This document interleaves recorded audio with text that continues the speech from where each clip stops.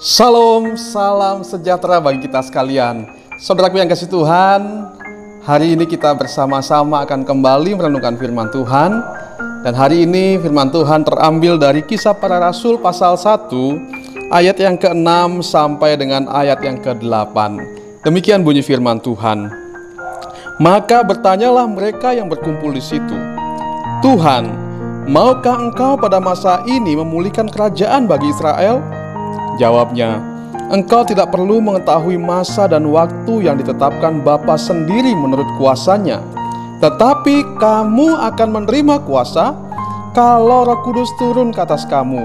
Dan kamu akan menjadi saksiku di Yerusalem dan di seluruh Yudea dan Samaria dan sampai ke ujung bumi.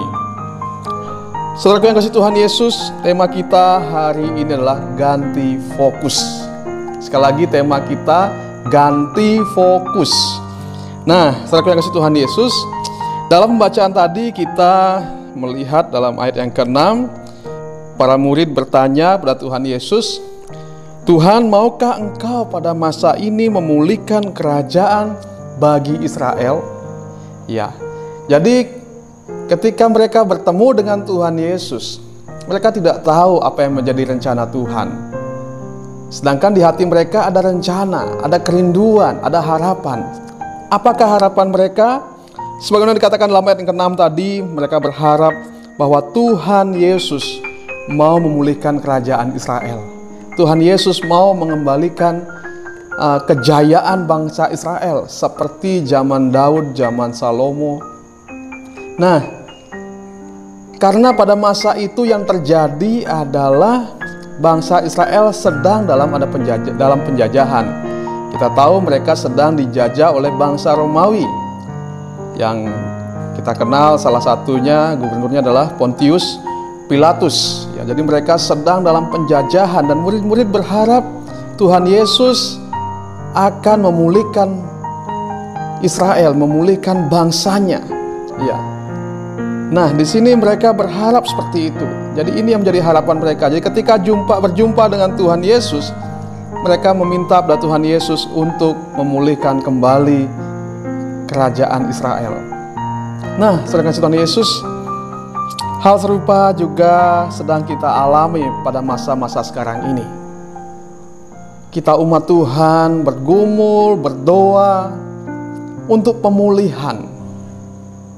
Khususnya saat ini virus corona yang merebak kemana-mana, ini menjadi masalah besar bagi dunia ini dan juga tentu bagi kita semua. Dan tentunya semua gereja, semua jemaat Tuhan, semua hamba Tuhan berdoa, bergumul agar bangsa kita dipulihkan, agar keadaan segera dipulihkan, situasi boleh kembali normal seperti semula. Inilah yang menjadi harapan kita tentu semua pada saat ini. Di Facebook, di media sosial, di WA, semua berdoa supaya keadaan bisa dipulihkan kembali, keadaan bisa normal kembali. Nah, saudara yang Tuhan Yesus, ketika saya merenungkan kebenaran firman Tuhan ini, saya teringat akan situasi ini. Kita sudah berdoa berkali-kali, berulang-ulang. Bahkan sejak awal virus corona merebak, semua gereja mengadakan doa, semua hamba Tuhan, jemaat Tuhan berdoa, memohon belas kasihan Tuhan agar keadaan ini segera dipulihkan. Namun kenyataannya sampai hari ini keadaan masih tetap sama, bahkan cenderung agak memburuk. Di beberapa daerah, di beberapa tempat corona meningkat. Apakah Tuhan tidak mendengar doa kita? Apakah Tuhan tidak mau mengasihani keadaan kita, keadaan bangsa kita? Tetapi kalau kita mengingat firman Tuhan hari ini, jangan-jangan kita yang salah fokus. Ketika murid-murid meminta Tuhan Yesus untuk memulihkan keadaan bangsanya, mereka berharap Tuhan Yesus memulihkan kerajaan Israel. Namun yang kita tahu pada akhirnya setelah Tuhan Yesus naik ke sorga pun, kerajaan Israel justru tambah hancur. Keadaan semakin memburuk, bahkan bait suci pun dihancurkan oleh bangsa Romawi. Dan kita tahu bangsa Israel akhirnya terpencar-pencar kemana-mana. Mereka bukan lagi sebuah bangsa pada akhirnya. Sedangkan baru-baru ini saja mereka pulih kembali, mereka dipersatukan kembali. Nah, ketika saya merenungkan virus corona dan juga mengaitkan dengan firman Tuhan ini, jangan-jangan kita juga sedang salah fokus hari ini. Mungkin fokus kita keliru. Kelirunya di mana? Mari kita lanjutkan pembelajaran kita. Di dalam ayat yang ke-7, Tuhan Yesus menjawab pertanyaan, atau lebih cocoknya permintaan dari para murid. Demikian jawaban Tuhan Yesus. Engkau tidak perlu mengetahui masa dan waktu yang ditetapkan Bapa sendiri menurut kuasanya. Murid-murid bertanya, Tuhan, maukah engkau memulihkan kerajaan bagi Israel? Tuhan menjawab, engkau tidak perlu mengetahui masa dan waktu yang ditetapkan Bapa sendiri menurut kuasanya. Saudaraku yang kasih Tuhan Yesus, di sini kita melihat bahwa Tuhan Yesus ingin merubah fokus murid-muridnya. Terus katakan, semua itu bukan urusan kamu. Pemulihan itu adalah urusan Bapa. Bapa sudah mendengar doa-doa, Bapa sudah mendengar keluh kesahmu, Bapa sudah mendengar teriakanmu. Sekarang tinggal tunggu waktu Bapa saja. Karena Bapa yang berdaulat, Bapa yang punya rencana dalam segala sesuatu.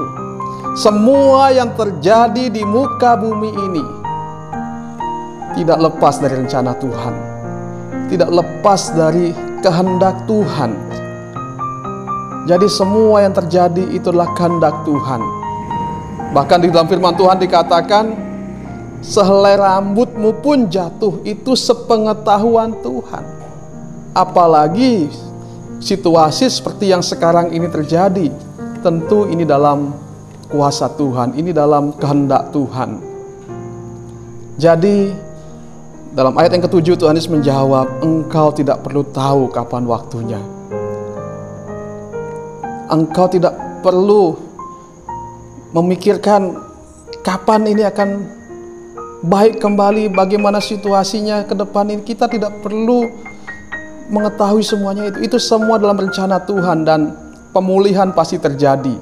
Tetapi kita harus menunggu waktu Tuhan sesuai dengan kehendak dan rencananya. Kita percaya bahwa Tuhan punya rencana yang luar biasa di balik virus corona ini. Tuhan punya kehendak yang luar biasa di balik virus corona ini. Hari kita menantikan waktu Tuhan itu. Tuhan tidak mau kita fokus pada hal itu. Lalu Tuhan mau fokus pada hal apa? Dalam ayat yang ke-8 dikatakan demikian, tetapi kamu akan menerima kuasa. Nah, di sini kita harus mengubah fokus kita yang dari tadinya menggumuli pemulihan. Tuhan mau sekarang kita fokus pada kuasa Tuhan. Kamu akan menerima kuasa. Tuhan berjanji memberikan pada kita kuasa. Kuasa untuk apa? Kuasa untuk melakukan pekerjaan-pekerjaan Tuhan. Di balik semua ini ada rencana Tuhan. Pekerjaan Tuhan sedang dijalankan, bahkan melalui berbagai situasi yang terjadi, Tuhan sedang bekerja untuk mendatangkan kebaikan menurut rencana dan kehendak-Nya. Jadi sebagai umat Tuhan saat ini, mari kita ganti fokus kita. Kita boleh saja berdoa untuk pemulihan keadaan ini, dan itu harus. Kita berdoa bagi kesejahteraan kota kita, itu harus. Tetapi jangan fokus pada hal itu. Kita harus fokus pada pekerjaan Tuhan. Kamu akan menerima kuasa. Mari doa-doa kita isi dengan permohonan kuasa. Kita minta Tuhan memberikan kuasa itu bagi kita. Kita minta Tuhan memberikan kuasa. Dalam ayat itu juga dikatakan, Kamu akan menerima kuasa kalau Roh Kudus turun ke atas kamu. Roh Kudus sudah dicurahkan ke dunia ini. Mari kita minta Roh Kudus bekerja di antara kita, bekerja dalam hidup kita, bekerja dalam jemaat Tuhan, dalam umat Tuhan, dalam gerejanya. Mari kita minta supaya Tuhan berkarya, agar Tuhan memberikan kuasa melalui Roh-Nya yang kudus untuk kita bisa melakukan pekerjaan-pekerjaan Tuhan. Jadi fokus kita hari ini, mari kita berdoa minta kuasa itu. Seperti para murid, Tuhan tidak mau mereka fokus pada pemulihan kerajaan Israel, tapi Tuhan mau mereka mendapatkan kuasa, menerima kuasa yang Tuhan sediakan melalui pencurahan Roh Kudus. Dan hari-hari ini tentu kebenaran ini masih berlaku bagi kita. Tuhan mau kita fokus, Tuhan mau kita bergumul, berdoa, memohon kuasa itu seperti para murid, supaya kita memiliki kuasa untuk melakukan pekerjaan-pekerjaan Tuhan. Lalu pekerjaan apa yang Tuhan mau kita kerjakan? Dikatakan dalam ayat itu juga, dan kamu akan menjadi saksiku di Yerusalem dan di Yudea, di seluruh Yudea dan Samaria, dan sampai ujung bumi. Jadi kuasa itu untuk apa? Kuasa itu untuk menjadi saksi, supaya kita bisa memberitakan Injil. Karena yang terutama adalah keselamatan, bukan sekedar pemulihan keadaan, tapi keselamatan jiwa-jiwa itu lebih penting daripada sekedar pemulihan keadaan. Keadaan pulih tetapi jiwa-jiwa binasa, itu tidak ada artinya.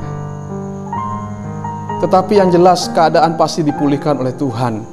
Tetapi kita sebagai umat Tuhan, Tuhan mau kita melayani jiwa-jiwa itu, menjadi saksi Tuhan, memberitakan Injil Tuhan, agar jiwa-jiwa diselamatkan, agar jiwa-jiwa mengenal Tuhan, agar jiwa-jiwa menerima keselamatan daripada Tuhan Yesus, di mana Ia sendiri rela mati atasnya, supaya setiap yang percaya kepadanya tidak binasa. Ini yang menjadi goal Tuhan dan juga tentunya goal kita. Keselamatan jiwa-jiwa, setiap orang yang percaya tidak binasa. Kita mau agar setiap orang di sekitar kita boleh mendengar kebenaran, boleh mengetahui kebenaran di dalam Yesus yang menyelamatkan itu. Karena itu, saudaraku yang kasih Tuhan Yesus, mungkin kita sedang pusing dengan keadaan ini. Kenapa situasi tidak berubah? Tetapi mulai hari ini mari kita mengubah fokus kita. Kita percayakan ini pada Tuhan. Tuhan yang punya rencana, Tuhan yang berdaulat atas semuanya ini. Tetapi kita hari ini sebagai umat Tuhan, sebagai hamba Tuhan, mari kita bergumul supaya Tuhan memberikan kita kuasa melalui Roh-Nya yang kudus. Supaya Roh Kudus bekerja di tengah-tengah kita, dalam hidup kita, dalam gereja, di dalam dunia ini. Sehingga pemberitaan Injil bisa didengar oleh semua bangsa. Dan bukan saja bangsanya dipulihkan, tetapi hidup setiap orang dipulihkan untuk mereka mengenal kebenaran dan keselamatan dalam Tuhan. Jadi, mari kita mengganti fokus kita mulai hari ini. Mari kita doa-doa kita naikkan dengan permohonan kuasa kepada Tuhan, supaya Tuhan memakai kita, supaya Tuhan mengurapi kita untuk melaksanakan pekerjaan besar ini, yaitu menjadi saksi, untuk memberitakan Injil, sehingga setiap jiwa-jiwa yang terhilang dapat diselamatkan. Dan di sana kita akan melihat karya Tuhan. Pemulihan pasti terjadi, saudaraku yang kasih Tuhan Yesus. Cepat atau lambat, pemulihan pasti terjadi. Karena itu semua dalam kuasa Tuhan. Kita tidak tahu apa rencana Tuhan di balik corona. Tetapi mari kita saat ini fokus kepada kehendak Tuhan, yaitu menjadi saksi. Dan di dalam semua itu tentu kita harus menerima kuasa sehingga kita dapat melakukannya. Mari kita berdoa, meminta Roh Kudus bekerja dalam hidup kita, memberikan kita kuasa untuk melaksanakan pekerjaannya. Kiranya firman ini menjadi berkat bagi kita dan menguatkan hati kita dan memimpin kita dalam menjalani kehidupan ini. Tuhan Yesus memberkati kita semua. Amin.